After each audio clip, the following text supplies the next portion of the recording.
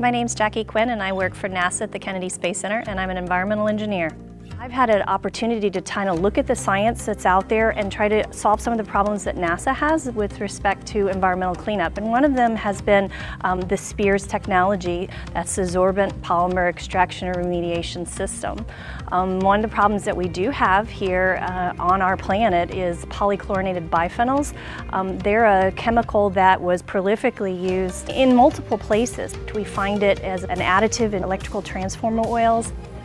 It was used in paint, it was used in adhesives, in some of the caulking that we find in older buildings. It was actually a chemical that we stopped manufacturing in the late 70s, but we do find it almost ubiquitously throughout the globe. And it is a problem that has become part of our sediment systems, the mucky layer that's below the water column in our lakes and rivers and our harbors.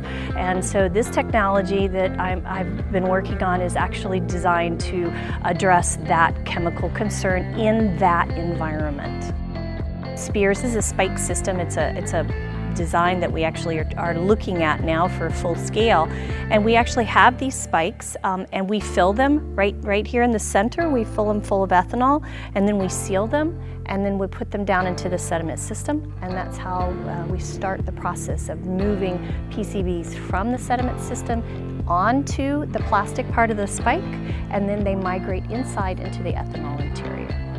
There are other contaminants that we find in sediment systems that may behave similarly, and we're starting to look at those. So this might not be just a technique for PCBs, it may be a technique that could be expanded to include other items of concern, such as pesticides or contaminants that might behave similarly to PCBs. So we're not just a one-shot type of cleanup technique. It may affect some of the PAHs, the chlorobenzenes, the deldrins, some of the pesticides that we see in the subsurface.